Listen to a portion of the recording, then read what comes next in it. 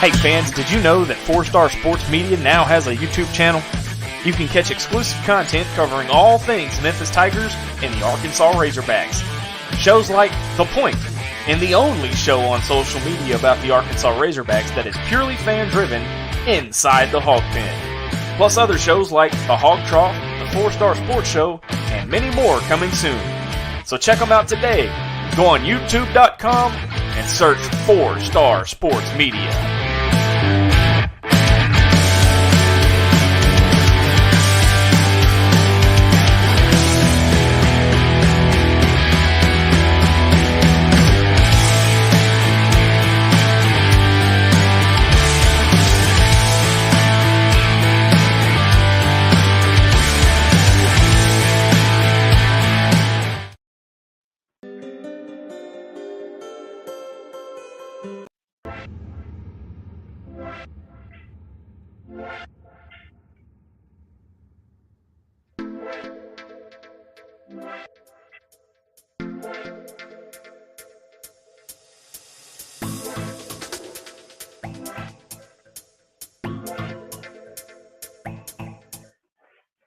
And welcome to the 4-Star Sports Show. I am your host, Jason Patterson, off of Just Off Markham.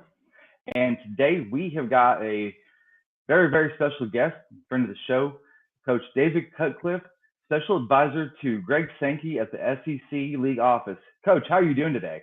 Well, I am good. It's spring, everybody says it's March Madness. It's actually spring football time for me. Which is good to still be around and, be around college football after so many years of coaching it. This has been a little bit of a unique perspective. So we were talking a little bit before. You kind of had a little bit of trouble getting home. Is that correct? Yeah, I did. I had some flights canceled and I got stuck and ended up driving about 600 miles to get here. Been an interesting fatigue might be a word you would say when you're talking about 9 hours of driving. So, but I'm good. I'm still tough enough to do it. I like that. That's incredible. And we got a chance to kind of formally talk last summer at SEC Media Days in Atlanta. Yep. And one of the hot topics that it kind of faded off a little bit because of March Madness, but like what you said with spring football around the SEC starting to heat up, name, image, and likeness was on the forefront in July. I feel like it carried through the entire football season. And talk a little bit about some of the rules changes that dropped back in October. Well, where we're really in such a new era with name, image, and likeness, such a circumstance that as you look at it, nobody really knows what to expect to continue to happen. So let's talk about where we are, right or wrong, indifferent to the rule. The biggest issue that we face right now is that this is being utilized as a recruiting tool, which was never the intention. Players or anyone on planet Earth, for that matter, that gets money made somewhere by people using their name, their image, and likeness, you deserve a payment. Any of us. That's just the raw part of what it is, and I don't even know if fans are aware that what we heard the term collective.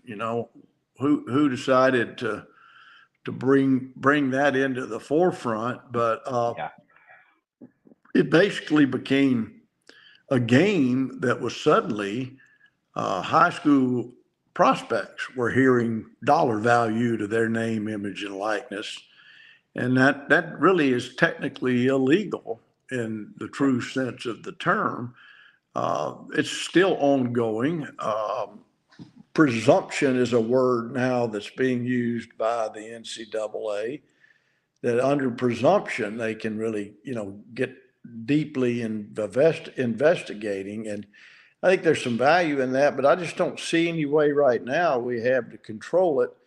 And, that's I'm not ever going to be against, institutions sharing with great athletes of all sports some of the things they bring that are great to the institution. But I don't want to see athletes become employees. And so where we are right now, Jason, is that we've got to find a way to put some control and some measure on this. It's not the right way for a young person to choose where you No, want to it's not. continue your athletic career or where you want to choose to go to college. So everybody, is seeing change, but we're not seeing enough change yet to legislate this, and that's the problem. And whenever you have such a dynamic rule changed in athletics, or across the world, you always see the pendulum go from one side, way to one side, back to the other side, and then eventually it kind of settles in the middle. And I feel like that we're on that part where we're on way far on one side, where a lot of schools, and we talked about this before, where they kind of weaponize NIL to their advantage. Um, I was talking with Greg Thomas. He was the first African American starting quarterback at Arkansas a couple of weeks ago, and him and I were kind of discussing the literature that's in that contract when he signs his letter of intent agreement to go to the University of Arkansas and accept scholarship. Yep. He said it was stated perfectly that for any reason you can think of, you cannot use your name, image, or likeness to your benefit. It is solely to the university. Right. And we've seen that go back the other way now. And that's kind of where that's where I get my pendulum euphemism there, is because I feel like we're way on the one side of that. Well, we are. And and like I just said, I understand the legal. I mean, you said it perfectly, and you sound like the lawyers as they talk about it. You can't. Oh, I'm not a lawyer though. No, but someone's name, image, and likeness shouldn't be just owned by the institution.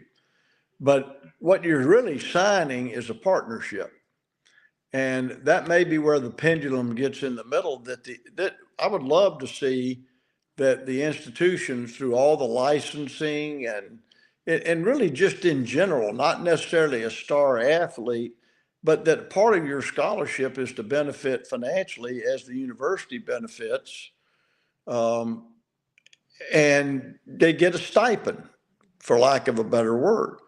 All athletes, non-scholarship athletes. If you're out there practicing, then you're helping create that image for Arkansas, let's say, okay? And I just don't think we need to get down the road if we don't stop where we're headed. You're going to see athletes be employees. It's going to basically become professional employment.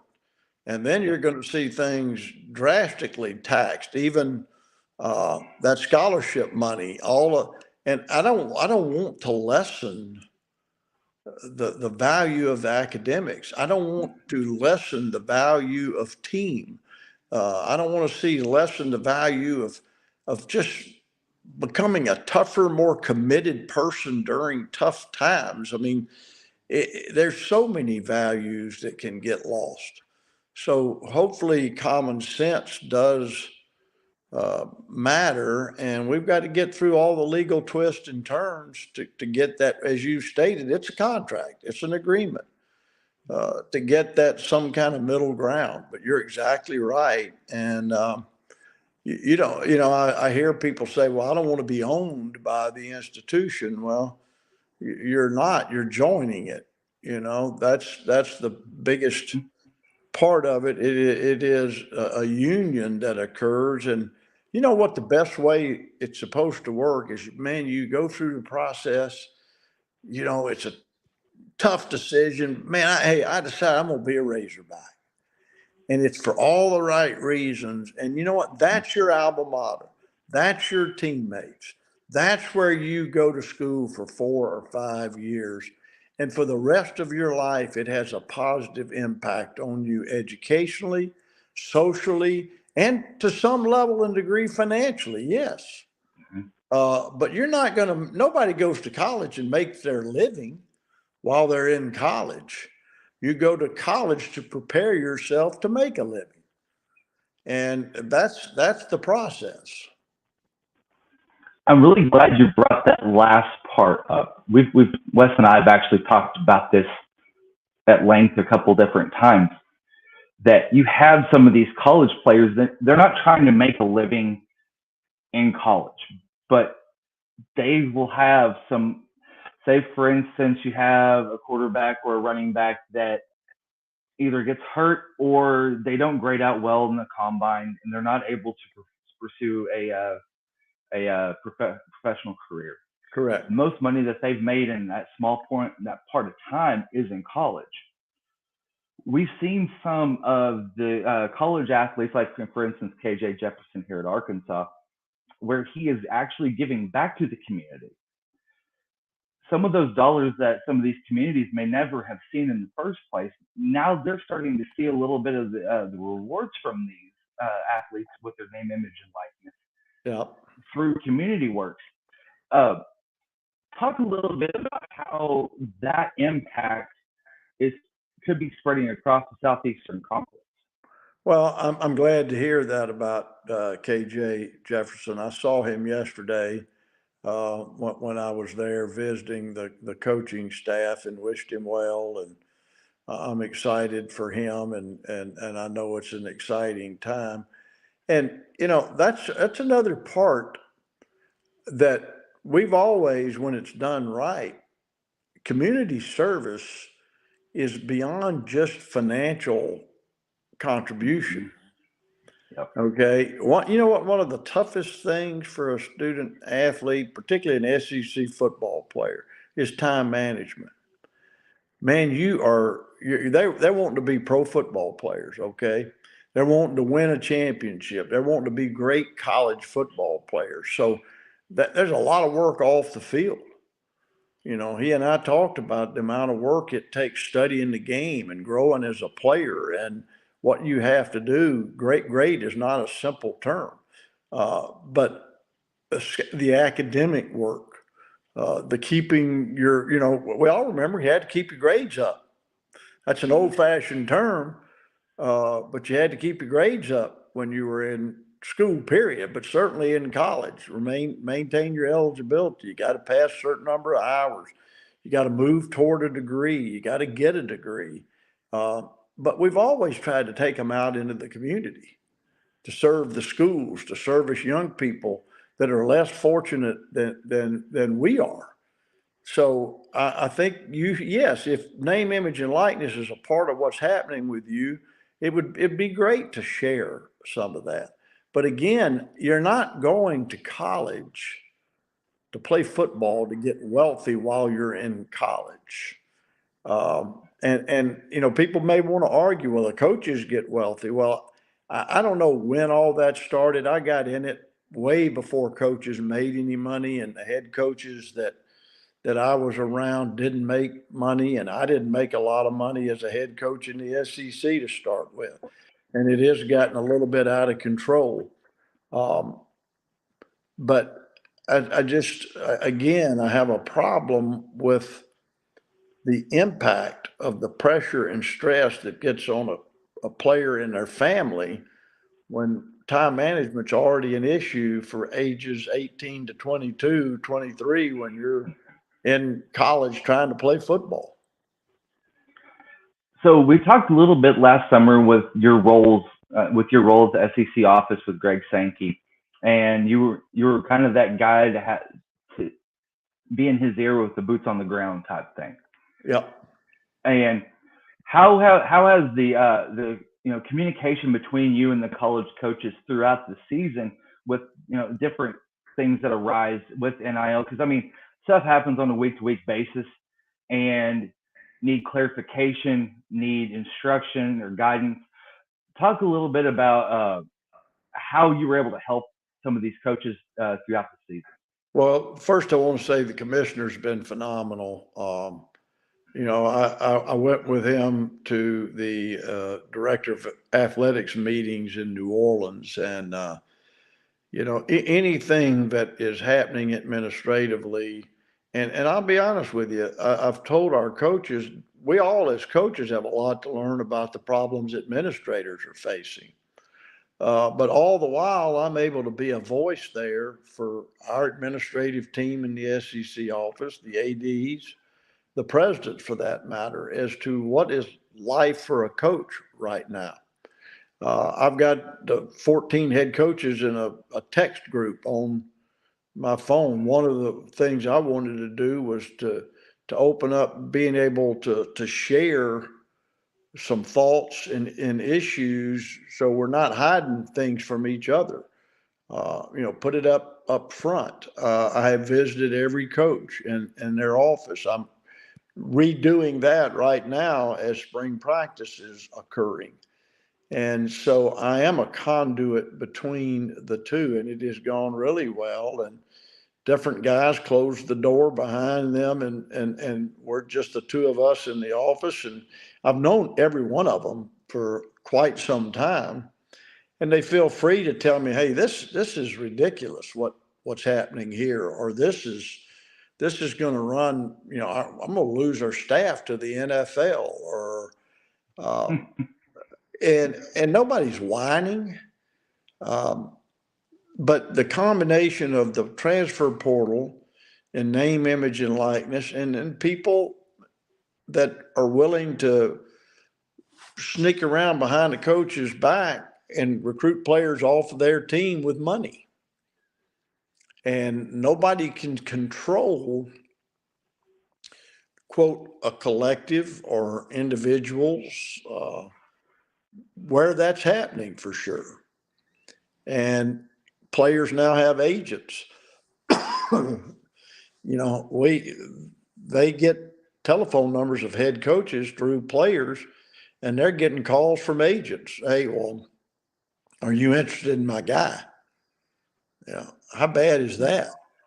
That doesn't happen in the National Football League. So I'm ears, and I'm bringing what's real back to the office, back to our lawyers. And, also I've been to a couple of national meetings. It's not just the SEC. It's just college athletics in general. We're all faced with a whole set of rules that, as you mentioned, are completely different, but also in some ways not enforceable or manageable. So with like what you talked about with coaches and going behind other coaches' backs and luring players with money, do you see that the NCAA, and maybe not at that level, maybe just at the SEC level, where they could try to help manage some of that? Well, they're trying, believe me. I've got good friends that are in enforcement, but they have no legislative ability or no legal ability to go to me or you as an individual, not associated or an employee of a university, and get any information. They can't, an agent or a collective or, yes, people that are boosters are representatives of the university, but they can't get their phone records.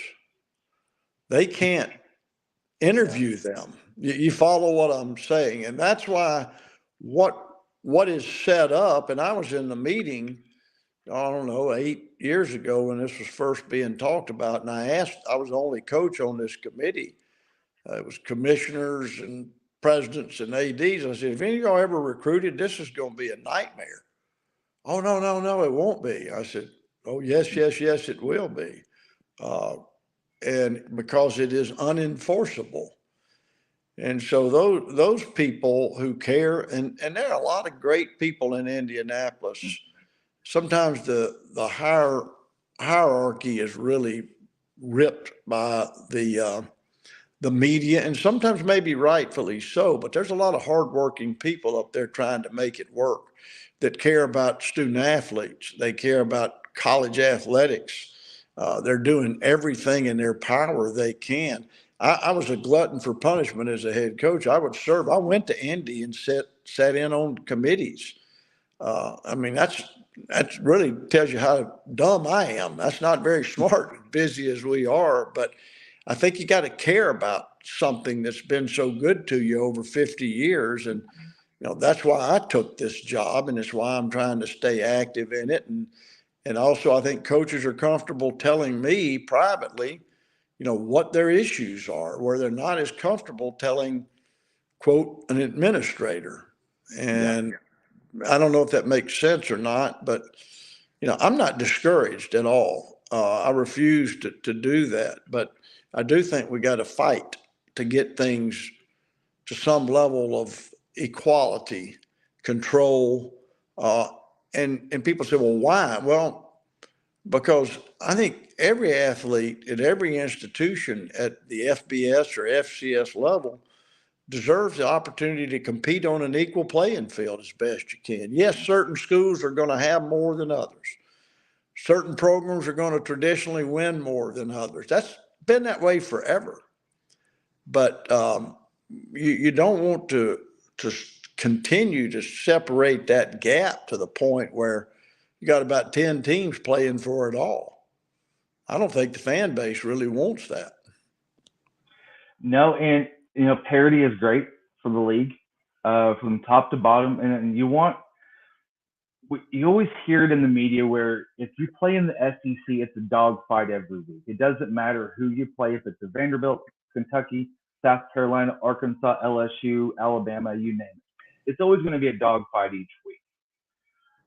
And I'm glad that you brought up with schools that may have more than others, because we're adding 2 more schools here in about a year or so that do have more than some others. We're adding Texas and Oklahoma to the fold. From the league perspective, how is that going to impact what maybe, for instance, NIL will bring to the table in a year or so with Oklahoma and Texas joining the league? Well, and that's why, if things stay as they are, those will be 2 of the halves. You're adding 2 halves versus some have-nots. Let's face it. I don't know a better way to say it. I'm also going to both of those institutions. I know their coaches very well, Coach Sarkeesian and Coach Venables. They're good football people. They're good football coaches. I don't think anybody is from their perspective, wanting to come in and all of a sudden, hey, we're going to bully everybody, name, image, and likeness, and that's why we're going to win. That's not the case. I think there are a lot of factors that we're going to have to. Obviously, scheduling is one of the biggest ones right now. How do you create a fair and equitable schedule based on traditional success? And that's part of scheduling. Let's face it. And the name, image, and likeness has got to be an ongoing joint partnership, not just with the soon-to-be 16 teams competing in football in the league. Let's talk about everybody in the country. But state laws are different, and we're running into politicians playing a role in winning and losing in college football. Something just doesn't sound quite right about that when there are many other problems in this country that we should be addressing right now.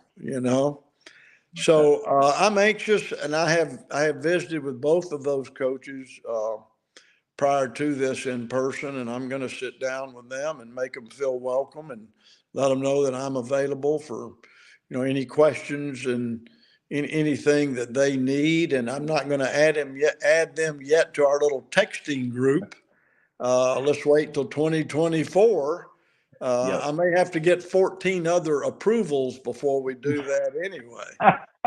I'm sure there could be some spirited debate on that text string, I tell you. Maybe so. And of course, the folks up in Northwest Arkansas are not, they're very familiar with Texas and Oklahoma. And I can't go up there without thinking back about Coach Broyles, who I had the good fortune to get to know and, of course, listen to like everybody else when he was doing college football with Keith Jackson. But I actually interviewed for the head coaching job at Arkansas a good years back with Coach Broyles back in the late 90s, I guess.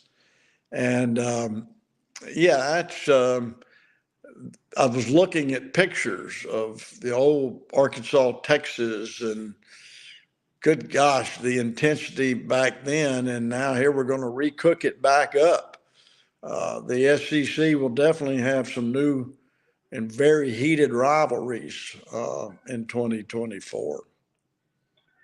I think it's really good to have those three permanent opponents that has been kind of floated out there. It has nothing really set in stone quite yet for going into divisions or anything of that nature, or a single division. But you want to make sure you're keeping, like you said, those rivalries, like with OU and Texas, maybe even adding Arkansas and Texas back into the fold, and making sure that Auburn and Alabama stay together. How much more competitive is it going to make that schedule for a team where they're not going to be playing a directional school? They're going to be adding another SEC opponent. Well, I've had conversations with coaches. If we go to 9 games, they obviously realize that your non-conference schedule should need to be adjusted. Let's face it. Okay. Mm-hmm. You don't want to commit disaster by scheduling. I'll tell you, when I was the head coach at Ole Miss, Johnny Vaught was still living, and I loved Coach Vaught. He was great. I would bring him over at least once or twice a year to have lunch in my office with me. And his biggest thing, he was always getting on to me about scheduling. He didn't understand our circumstances. Why are you playing Alabama and Auburn every year? You got to be a smart scheduler, you know.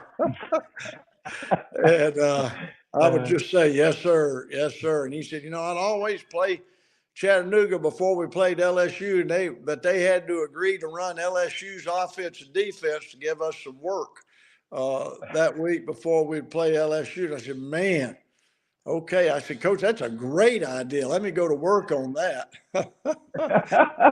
But, listen, I've been, quote, in that have-not mode where your non-conference schedule is critical to, let's face it, it's still fun for the fan base, I hope, to become a bowl team. Years that you have 7 or 8 wins, that's an extremely successful year in the Southeastern Conference. Let's face it. Yes, everybody wants to win them all. Everybody wants to play in Atlanta, and you can't lose sight of that. We broke down every day at Ole Miss, West champs, and we never lost sight that was the goal. But we also celebrated, 10 wins when you weren't playing in Atlanta. And there's nothing wrong with those kids celebrating that. And scheduling does play a role there. If we go to 9, I had it at Duke. We were forced to have to play Notre Dame and another Power 5. And then you're a have-not in that league, and that league had good teams. So scheduling can run you out of the business. So I have coaches that are concerned. I wouldn't, say publicly which ones. Some surprise you, some not. Some have seen some public comments from some of them. But how do you get it fair? Who are the 3 teams where it's, quote, fair? Well, fair is fair. You understand what I'm saying? Mm-hmm. No different than life. We're not going to make that perfect. We're having conversations in the league office, but we're also very dependent upon people that do all of the analytics and run deep-seated numbers about equality of schedules and how you come about it. And, everybody can't play a David Cutcliffe coach team to get a win, so to speak. Let's just put it that way. No, sir, you were never a doormat. I can tell you that, Coach. You were never a doormat, my man. I'm saying that to avoid using an institution at all, but playing it safe. I got it. That is going to be an interesting fight as we move forward. Coach, I think Wes has got a question for you real quick. Sure. Hey, Coach. Once again, thank you very much for joining us this afternoon. As a Memphis fan, I've got to ask a little bit of a Memphis flavor here. What was your favorite memory of being in Memphis? Was it with Peyton or was it with Eli? Well, West is asking that because he knows I went with both of them and came away losing at Memphis. So neither one of those were my favorite memories. I tell you, I did go in there without either one of them. And we went in there with Anthony Boone and Duke. I don't know if you remember that. And we came away with a win. But I'm going to tell you, you guys in Memphis are really pretty good at what you do. We went in our locker room that day, and it was early fall, and the heat was on, and it was about 108 degrees in our locker room before the game. And the maintenance people, Coach, we can't fix this. And I said, well, then we're going to get dressed outside in the stadium. Y'all better tell everybody else to leave because I'm not keeping our guys in this locker room. So, Wes, there's a lot of different ways to go about winning games, I guess, right? I don't know if that was an official welcome back to old David Cutcliffe or what. Yeah, Coach, I do. I remember that Duke game very well, as a matter of fact. Coach, when you look at your career, I mean, everywhere you've been, talk a little bit about your legacy as a football coach and what you want that to be. I run into the legacy of what I want it to be all the time. I've just done that on trips, seeing former players. I don't care what they're doing, but hugging the neck, meeting their children, seeing their success. I just went to Missouri and Arkansas, and I have Marcus Johnson at Missouri, who was their assistant head coach, offensive line coach that played for us. Marcus Woodson, who's now co-defensive coordinator at Arkansas. I got to see his wife and his children on his birthday yesterday.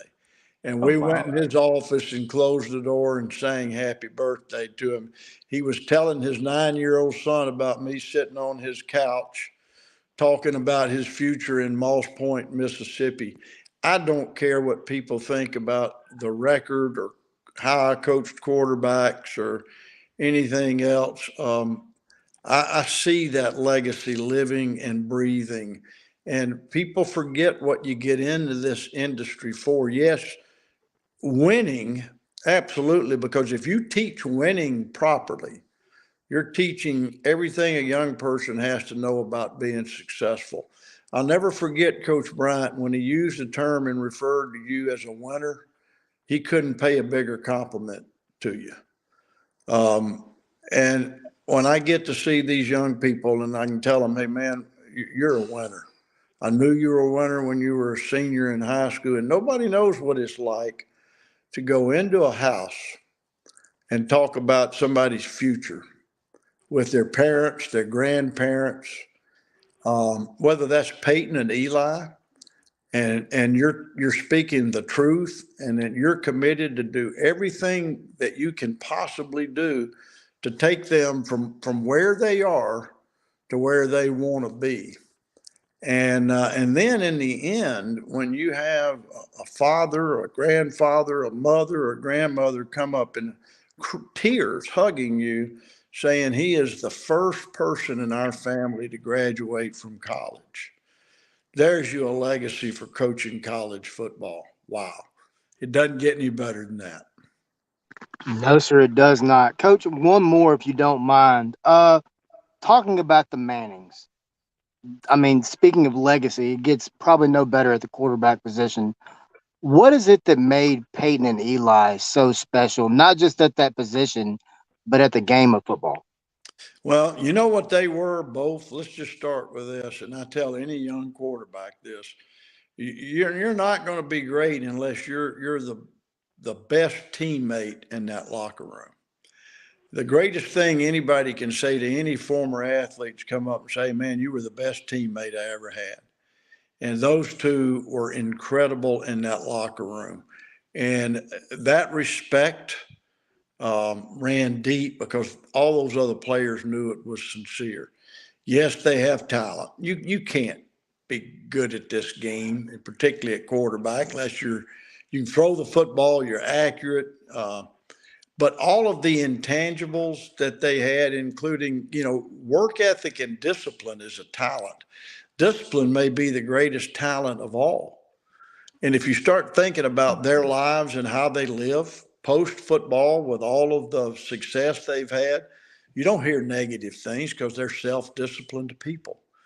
So they separate themselves in those regards every day. And my hat's off to Archie and Olivia.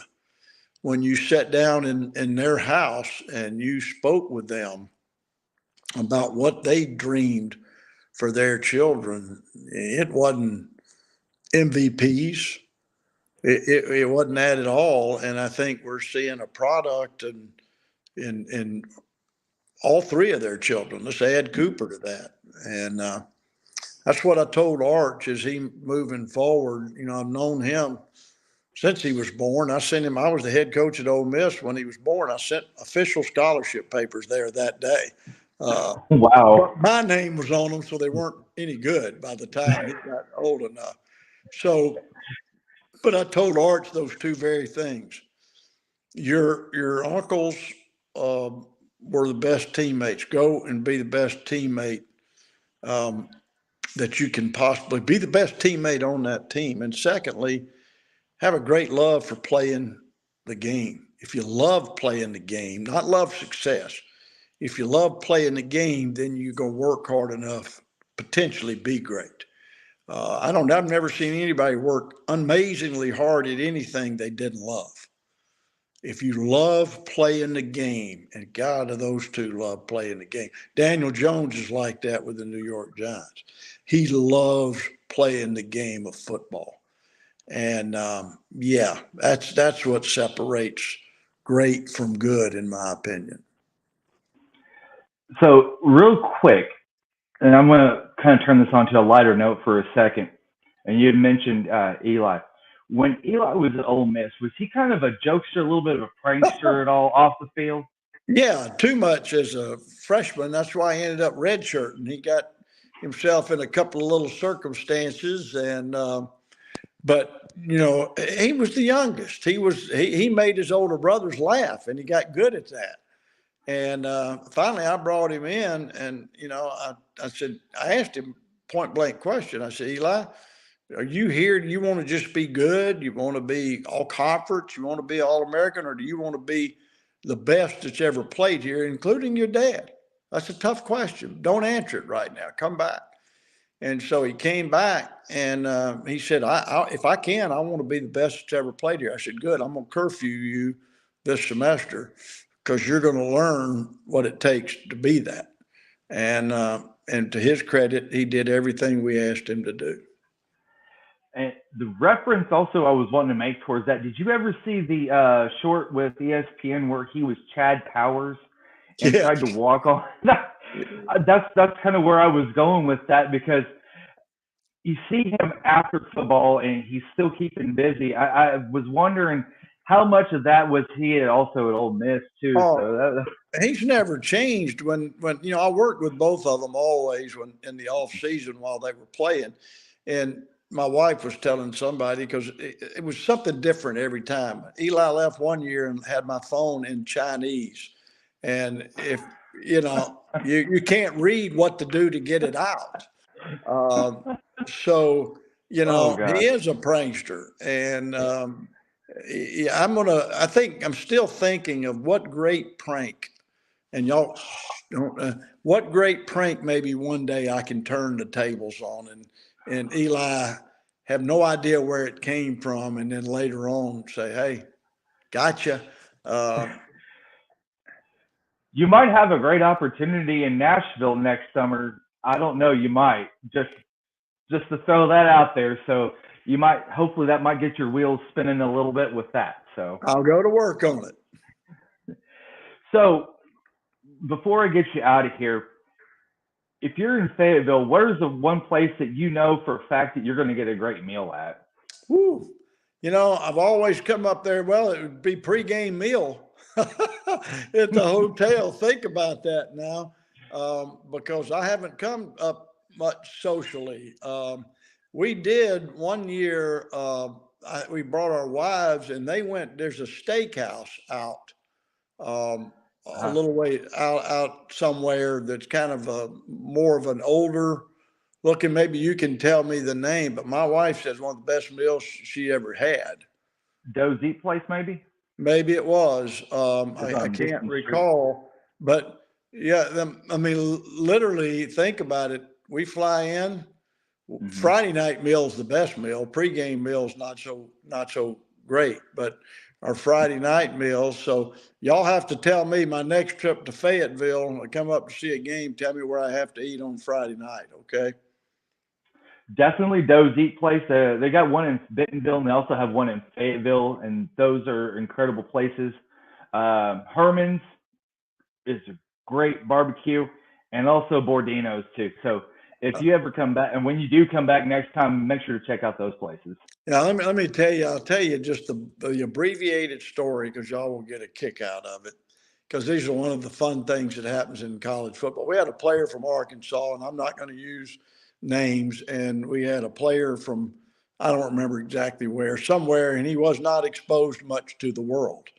And so we land, and our charter lands, we're on the bus, and y'all will probably know where this is, but we're passing a llama farm up there somewhere from the airport to wherever we're headed to stay.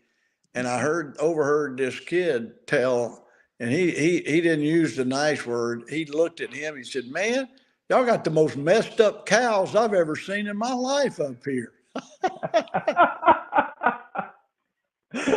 So